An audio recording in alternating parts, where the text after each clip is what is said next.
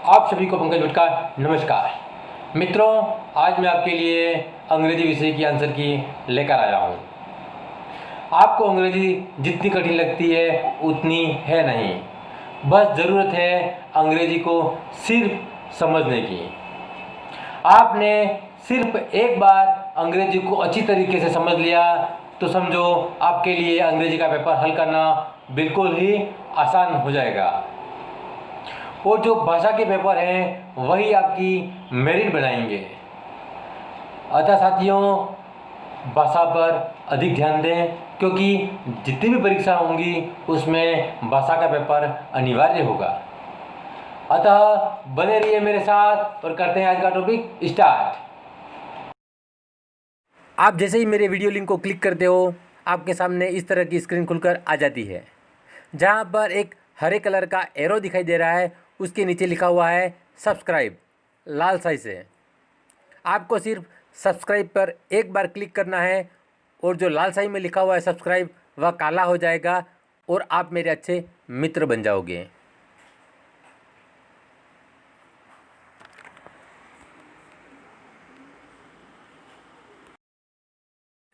Synonyms of hard working. Synonyms का मतलब होता है समानार्थी या पर्यायवाची। तो हार्ड वर्किंग का मतलब है मेहनती, तो हमें मेहनती का पर्यायवाची चाहिए। तो नेग्लिजेंट का मतलब होता है लापरवाह। लिथार्जिक का आलसी, हाफ डन का अपरिपक्व और डिलीजेंट है जो है हमारा सही उत्तर है, क्योंकि इसका मतलब भी होता है परिश्रमी।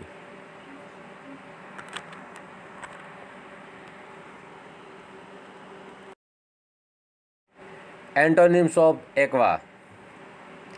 एक्वा पानी का समानार्थी है, अर्थात एक तरल है, लिक्विड है, तो इसका विलोम शब्द होगा सॉलिड, ठोस। बाकी सॉफ्ट का मुलायम है, फ्री आज़ाद है, पेन का मतलब कलम है, तो अपना क्या है solid.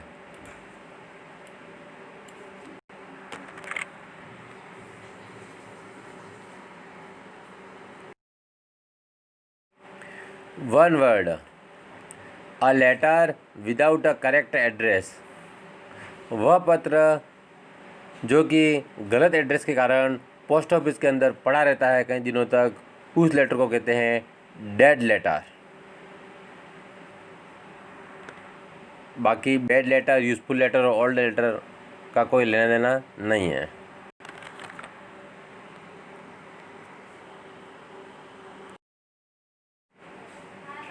Dash dash dash dash, knowledge is a dangerous thing, identify determiner. हमें यहाँ पर डिटरमाइनर की पहचान करनी है। तो पहला है लिटल। लिटल का प्रयोग जो है वो अनकाउंटेबल के लिए होता है। और देखिए साथियों, नॉलेज का मतलब होता है ज्ञान। ज्ञान भी क्या है, अनकाउंटेबल है। लेकिन यहाँ पे हम लिटल का प्रयोग नहीं कर सकते, क्योंकि कहावत क्या है, जो सर्वमान्य बात क्या है, a little knowledge is a dangerous thing, अर्थात अधूरा ज्ञान खतरनाक होता है। मेरे मित्रों, परीक्षा के अंदर जो सर्वमान्य बातें हैं उन पर अधिकतर प्रश्न आए हैं। अतः जो सर्वमान्य बातें हैं उनमें से डिटरमिनर आप छांटने की कोशिश करना। तो यहाँ पे अपना है a little knowledge is a dangerous thing. The little तो हो ही नहीं सकता। और द फ्यू क्या है, फ्यू होता है वह काउंटेबल के लिए यूज़ किया जाता है।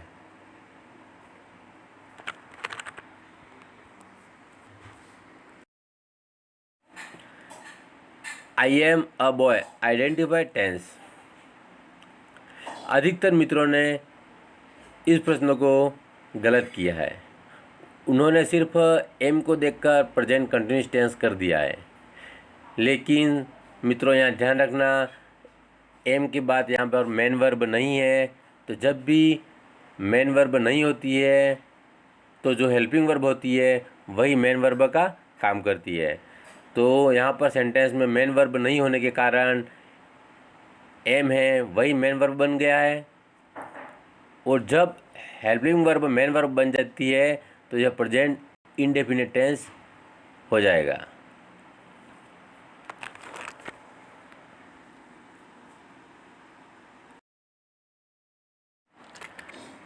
Select correct passive voice sentence of Ram gave me a pen. तो इसका सही उत्तर है a pen was given to me, जिसे हम इस तरह से एक्सप्लेन कर रहे हैं।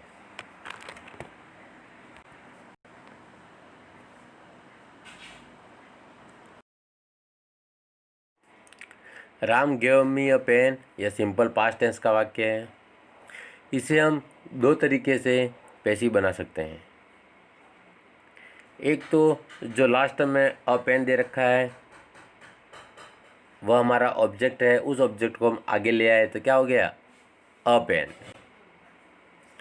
सिंपल पास्ट में वर्ब की सेकंड फॉर्म गेव दे रखी है तो उसकी थर्ड फॉर्म बनानी पड़ेगी गिवन, और हेल्पिंग वर्ब क्या आएगी वाज। तो अ पेन वाज गिवन के साथ हर हमेशा कनेक्टिव में टू लगेगा। उसके बाद ऑब्जेक्ट मी का मी और बायराम का Byram.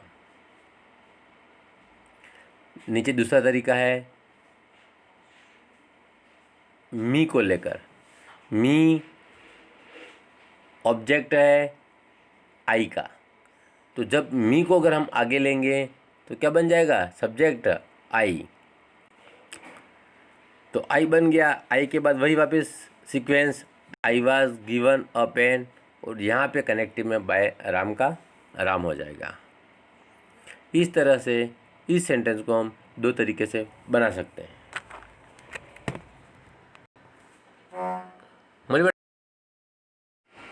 Identify 3 correct degrees of easy. मित्रों, यहाँ पर हमें ईजी की जो 3 डिग्रियाँ हैं पॉजिटिव, कंपैरेटिव और सुपरलेटिव, तीनों की पहचान करनी है। तो यहाँ पर जो हमारा उत्तर है वह है ईजी, ईजियर, ईजीएस्ट। मैं आपको पहचान करना सिखा रहा हूँ कि कहाँ पर ईआर लगाना है और कहाँ पर ईएसटी लगाना है कंपैरेटिव और सुपरलेटिव डिग्री में। जैसे कि ईजी एक शब्द है, उसमें कितने वर्ण हैं 4, EASY, जिसका मतलब होता है आसान। जब भी हमारे पास अगर कोई 5 वर्णों का एक अक्षर आ जाए या 5 से कम वर्ण का कोई अक्षर आ जाए तो वहाँ पर हमें कंपैरेटिव डिग्री में ईआर लगाना है और सुपरलेटिव डिग्री में EST लगा देना है। अगर कोई 5 से बड़े वर्ण का शब्द आ जाए, जैसे कि ब्यूटीफुल, उसमें 5 से ज़्यादा वर्ण है, हैंडसम उसमें 5 से ज़्यादा वर्ण है, डिफ़िकल्ट उसमें 5 से ज़्यादा वर्ण है, इस तरह के अगर 5 से ज़्यादा वर्णों वाले कोई शब्द आ जाए तो वहाँ पर हमें क्या करना है, ब्यूटीफुल का कंपैरेटिव क्या हो जाएगा मोर ब्यूटीफुल, और सुपरलेटिव मोस्ट ब्यूटीफुल।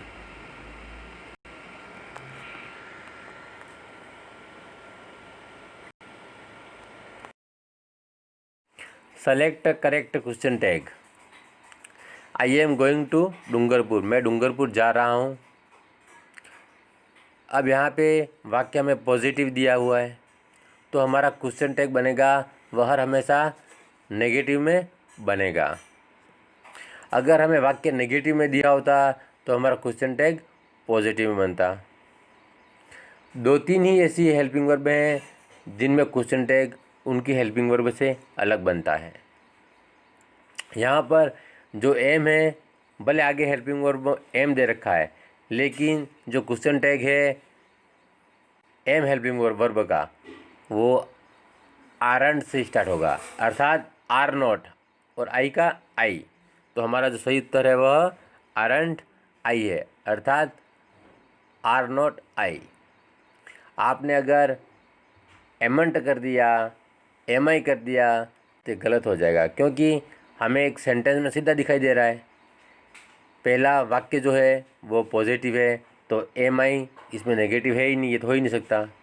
आर आई भी नहीं हो सकता। इजेंट हेल्पिंग वर्ब एम का आरंट से बनेगा, अर्थात इजेंट भी नहीं हो सकता। तो हमारे पास आरंट आई सही है।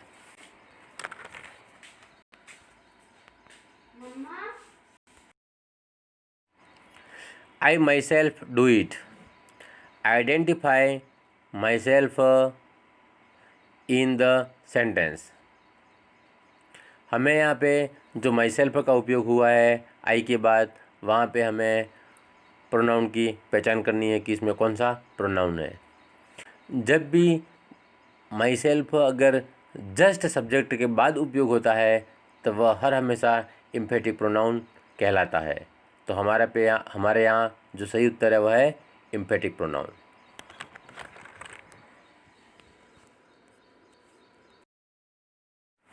What is the order of using adverb in a sentence.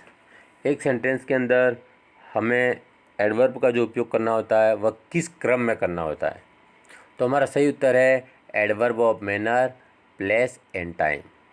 मैंने नीचे एक सेंटेंस लिखा है, उसे देखिए, जिसे मैंने वाइट कलर से हाईलाइट कर रखा है। She sang well in the concert yesterday. तो हमारा जो फर्स्ट है शी सेंग वेल अर्थात उसने अच्छा गाया, यह उत्तर है हाउ का, उसने कैसे गाया, अर्थात यह मैनर को बता रहा है। तो सबसे पहले हमने मैनर का उपयोग किया।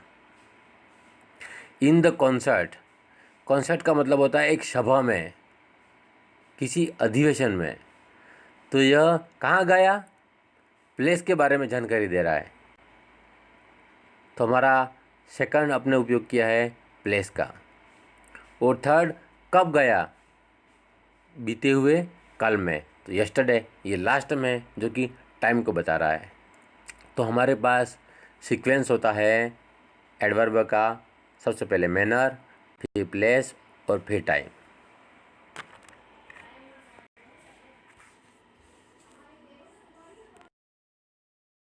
Select correct sentence. इन चारों में से कौन सा सेंटेंस सही है। जो फर्स्ट है वो बिल्कुल हमारा सही उत्तर है। I read in class 5।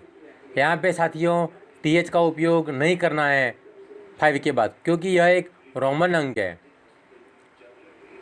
और क्लास हमें हमेशा पहले आती है, क्लास 5। ऐसे नहीं होता है कि 5 क्लास। दूसरा सेंटेंस में जो 5 लिखा हुआ उसके साथ में TH है, ये गलत है। तीसरे में 5 क्लास है, वो भी गलत है। वो जो चौथा सेंटेंस है आई रीड इन क्लास 5, यहाँ पे 5 क्या है, गणितीय अंक है। जब गणितीय अंक होगा तो उसके साथ में हमें TH लगाना है, तभी वह राइट गिना जाएगा, जैसे कि मैंने सेंटेंस लिखा है नीचे। हम अक्सर इसे लिखने में भी गलती करते हैं। तो हमें जब भी गणितीय अंक होगा तो साथ में TH लगाना है, और जब भी रोमन अंक होगा तो साथ में हमें TH नहीं लगाना है।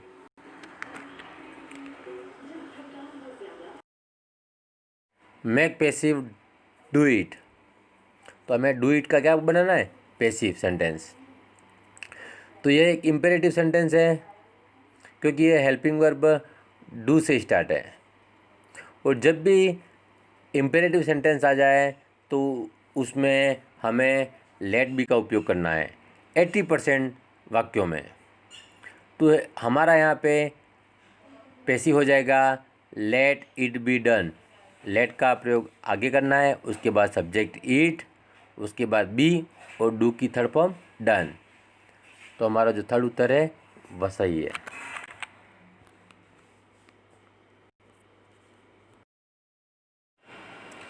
Fill correct form of the verb. Mica dash dash in Rajasthan, अर्थात अभ्रक राजस्थान में पाया जाता है। तो हमारा यहाँ पर पैसिव सेंटेंस बनेगा। तो फाउंड होगा ही नहीं, इज़ फाउंडेड, फाउंडेड वर्ब की थर्ड फॉर्म है ही नहीं। तो हमारे पास जो बचा है वो इज़ फाउंड, क्योंकि फाइंड की थर्ड फॉर्म है फाउंड। तो हमारा जो थर्ड नंबर का उत्तर है इज़ फाउंड राइट है। तो हमारा सेंटेंस हो जाएगा mica is found in Rajasthan.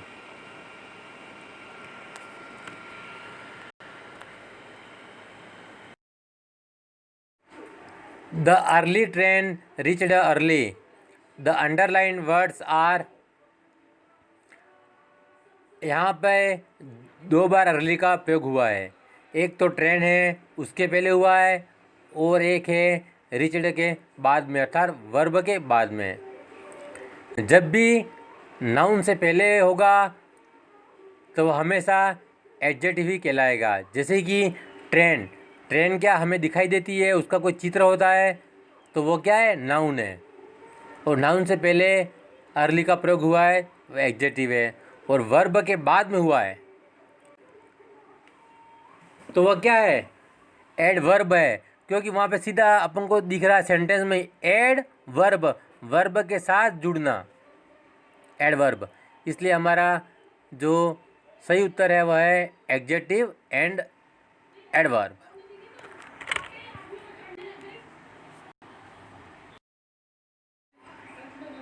My father said to me, comma, inverted comma, dogs bark at the stranger.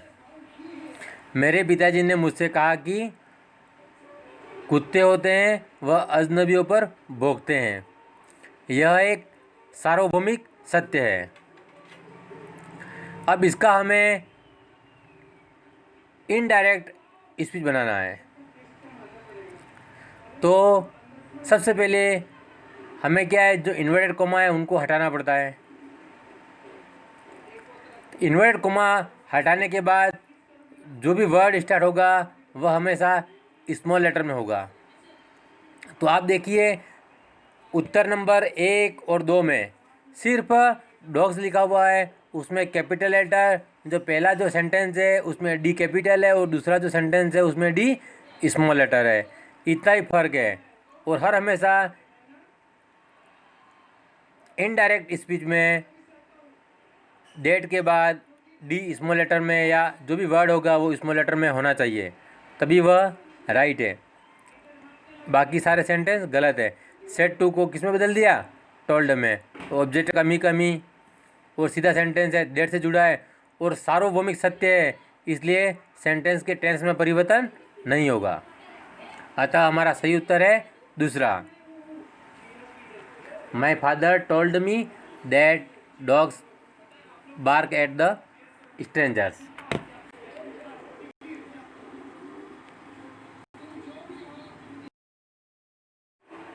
The word SHOULD is pronounced as, जैसे कि हम बोलते हैं इसे शूड को किस तरह से प्रोनाउंस करना है, उसका फोनेटिक जो साउंड है वह क्या है। हमारे पास ये 4 ऑप्शन है। अब सबसे पहले जो भी एसेज है उसे एक ऐप के रूप में दर्शाते हैं, इसे हमें याद रखना पड़ेगा। अब हमारे पास यह चीज़ जाननी है कि सूड को वास्तव में सड़ कहते हैं और उसका स्ट्रॉन्ग फॉर्म है सूड, जिसका बहुत कम उपयोग होता है।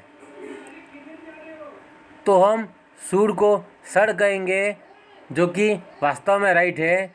तो हमारा उत्तर क्या है, जो ऐप का है उसके बाद ए है और डी है, वही हमारा सही उत्तर है। आप किसी डिक्शनरी वगैरह में भी इसे देख सकते हो।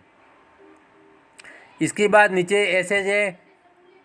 एसएच का प्रयोग फोनेटिक में स के रूप में होता ही नहीं है, इसलिए तो सीधा गलत है। दूसरा, नीचे 2 बार यू है, वो भी गलत है। और नीचे जो चौथा सेंटेंस है उसमें 2 बार ओ है, इसलिए वो भी गलत है। तो हमारा सही उत्तर है सड़, नंबर 1, जो ग्रीन कलर से हाईलाइट किया हुआ है। I have a pen, I pen a letter. यहाँ पर पेन शब्द का 2 बार प्रयोग हुआ है और मैंने कहा था जब भी हमें कोई चीज़ दिखती है तो वह कहलाती है नाउन। लेकिन यहाँ पर पेन है जो 2 बार है और दोनों हमें दिखता है, लेकिन दोनों नाउन नहीं है। हमें वहाँ पर हेल्पिंग वर्ब के बाद देखना चाहिए कि उस सेंटेंस में मेन वर्ब का उपयोग हुआ है या नहीं हुआ है और उस पेन का उपयोग कहाँ हुआ है। आई हैव अ पेन, इसका मतलब है मेरे पास एक पेन है, अर्थात पेन क्या है, नाउन है। और आई पेन अ लेटर, अब दूसरा सेंटेंस देखिए, वहाँ पे क्या है, पेन वर्ब है, जिसका मतलब होता है मैं लिखता हूँ।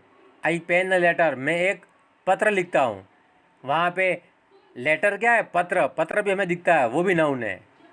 लेकिन जो पेन है वो नाउन नहीं है। सेकंड में, सेकंड में जो पेन है वो वर्ब की फर्स्ट फॉर्म है, जिसका मतलब होता है लिखता हूँ, जैसे राइट का मतलब होता है। तो हमारा सही उत्तर क्या हो गया, नाउन और verb.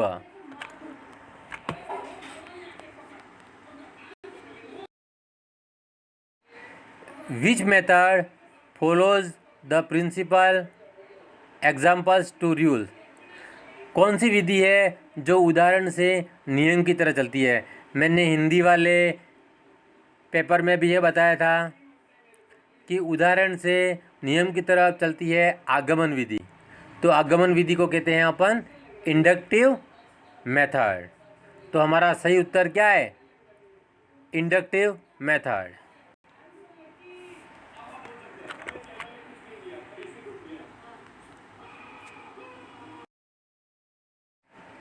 Queen of audiovisual aids is television.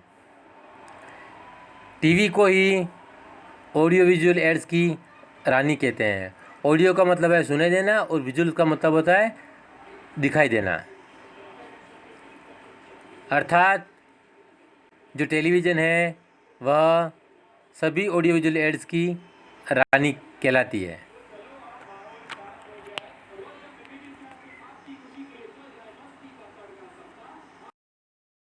Who was the founder of substitutional method, अर्थात सब्स्टिट्यूशनल मेथड का प्रतिपादन किसने किया था।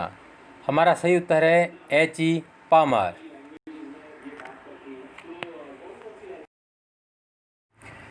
विच method is called mother's method, अर्थात अपनी जो माता जो बोलती है वह मेथड कौन सा होता है। तो वो है डायरेक्ट मेथड, उसका सही उत्तर है। क्योंकि चाहे अंग्रेजी हो, हिंदी हो, मराठी हो,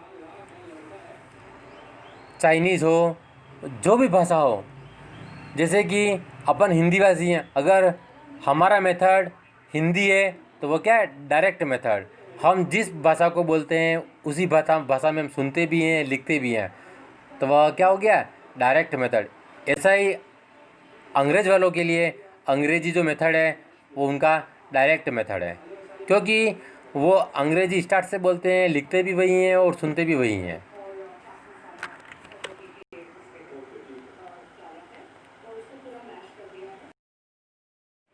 इन which method sentence is a unit of teaching, इसका सही उत्तर है बाइलिंगुअल मेथड।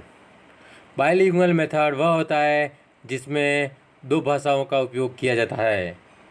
अर्थात जब भी दूसरी भाषा की ज़रूरत पड़ती है तब दूसरी भाषा का उपयोग किया जाता है, और इसमें जो सेंटेंस है होता है वही उसका यूनिट ऑफ टीचिंग का एक भाग होता है।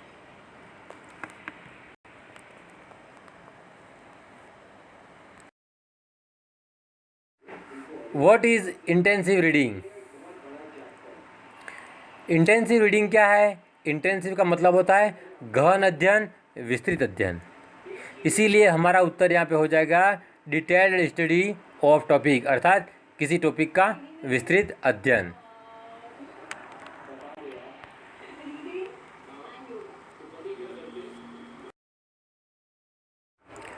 The best method of teaching English should have a dash effect, मैंने इंग्लिश टीचिंग में जो अच्छी विधि है उसका किस तरह का प्रभाव होना चाहिए। शॉर्ट का मतलब संक्षिप्त प्रभाव होना चाहिए। रेनबो, रेनबो का मतलब क्या है, इंद्रधनुष। तो यहाँ पे जो इंद्रधनुष का मतलब है वह सार्वभौमिक विकास होना चाहिए। कॉम्प्लेक्स का मतलब होता है जटिल, उसका जटिल प्रभाव होना चाहिए, या फिर वन साइड, एक तरफा होना चाहिए। तो हमारा जो उत्तर है वह क्या है, रेनबो इफेक्ट, अर्थात सार्वभौमिक प्रभाव होना चाहिए।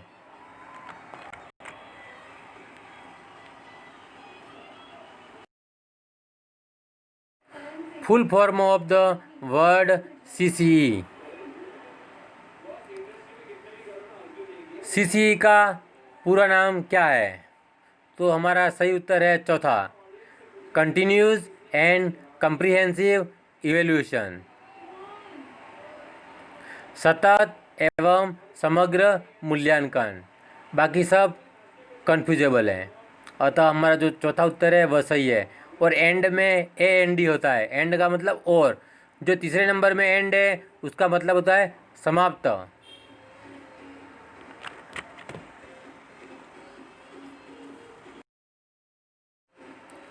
General structure of English is, अर्थात अंग्रेजी में जो भी एक सेंटेंस का स्ट्रक्चर होता है साधारणतः वह किस तरह का होता है। तो हमारा सही उत्तर है SVO। सब्जेक्ट होता है, उसके बाद वर्ब होती है, उसके बाद ऑब्जेक्ट होता है। यह तो हमारा सार्वभौमिक सत्य है, अर्थात subject plus verb plus object, यह जनरल स्ट्रक्चर है।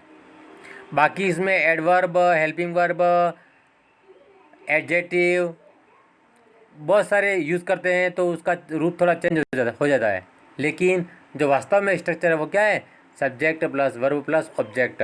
तो हमारा जो तीसरा है वह सही है।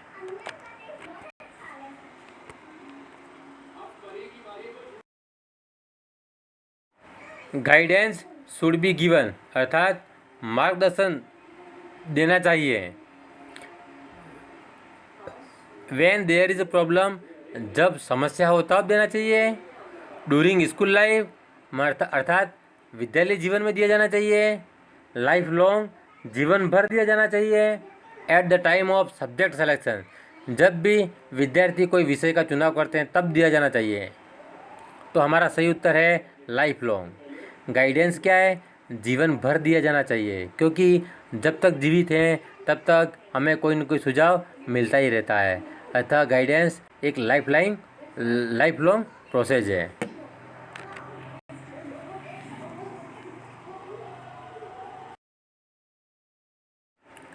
ICT स्टैंड फॉर, अर्थात ICT का फुल फॉर्म क्या है, या ICT कौन से वर्ड से मिलकर बना है, या ICT किसके लिए प्रयुक्त होता है। तो हमारा सही उत्तर है information and communication technology, number 3। बाकी तीनों गलत हैं।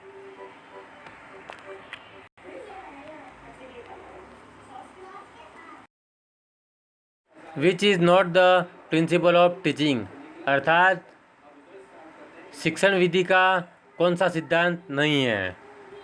पर्टिकुलर टू जनरल, अर्थात विशेष से सामान्य की ओर है, हमने हिंदी में भी पढ़ा था।